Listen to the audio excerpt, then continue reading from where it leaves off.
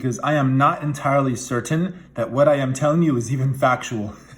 But I'll do my best here. I'm gonna follow my gut instinct because honestly, I don't remember doing these specific concepts in college, or maybe I did, but it was like 2005. It's been a minute. So let's start here.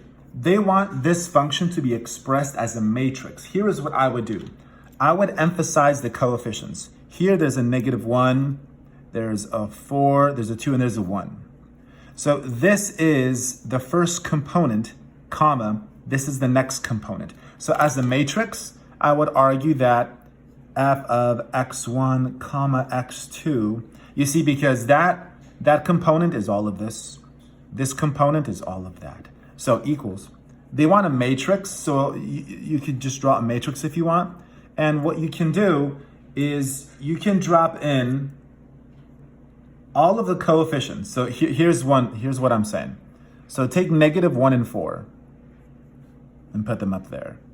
And then take so this is the first component, and that's the first row. This is the next component and goes in the next row. Take the coefficients 2 and 1, put them here and here. And then you close it and you open up another one. And then what were the parameters? X1, X2. So X1 and X2. So those go vertically aligned. So this is how you could express this function as a matrix. And I know this is correct because if I were to multiply these matrices, I would get the previous statement. Now, if that wasn't what they were looking for, perhaps you could simply say this. Maybe you could simply take the first major component and deposit that into the first row, and take the other component and deposit that into the bottom row.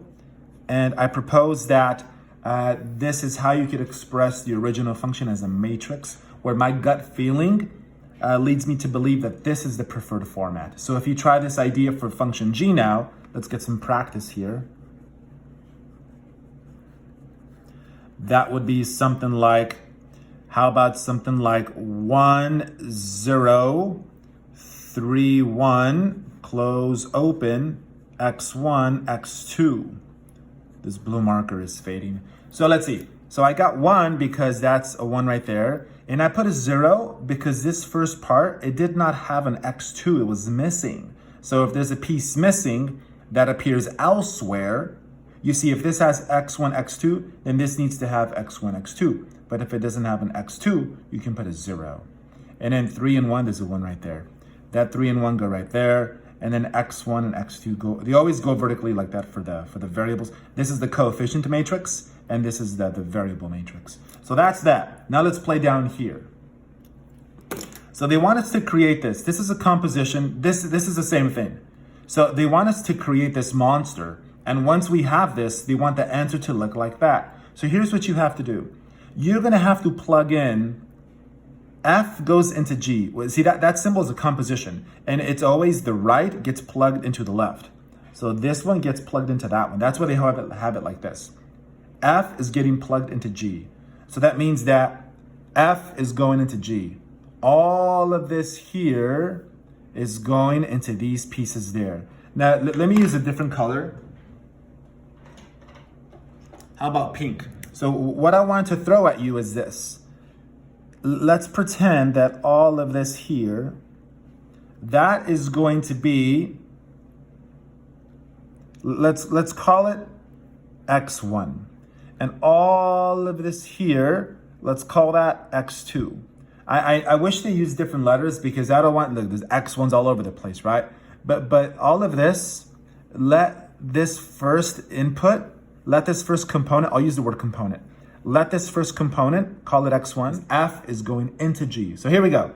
So equals is equals. That parenthesis is right here. Now, I need to write down x1. But x1 is the first component from F, which is all of this gibberish. All of that gibberish, all of that is replacing, I don't have to write that green 1, just whatever. But all of this stuff replaces that component there. So what I wanted you to see is that I did not write that down. I wrote this down because this goes into that there. So my parenthesis is there. That is this. Now I need a comma. Okay, there's my comma. Now I need a 3. Here's my 3. Now I need x1, which is still the first component from f, which is all of this in parentheses, like that. Okay, let me close it. So my 3 was here. That x1 is this. Now I need the plus symbol. I don't have to put the 1, that's just whatever. But now x2 is the second component from f, which is all of that, exactly as you see it. Now it's just a matter of simplifying. And so I did. So I distributed the 3, right? I hit it with the distributive property. I got this here. That one stayed the same, the first component. I combine like terms, I get this, and then I turn this into a matrix the way we did the first 2 problems. And so this here would be the final result. So this was a composition, and we turned in our answer as a matrix. So again, if this is off, please let me know. I know that the professor didn't go over this, but this is just my gut feeling about this. So if I had no other options, this is what I would turn in, and I'd hope for the best. Because again, I haven't seen this stuff, or maybe I did, but I was, a lot younger. So there you are. I hope that helped. Let me know if you have any more questions.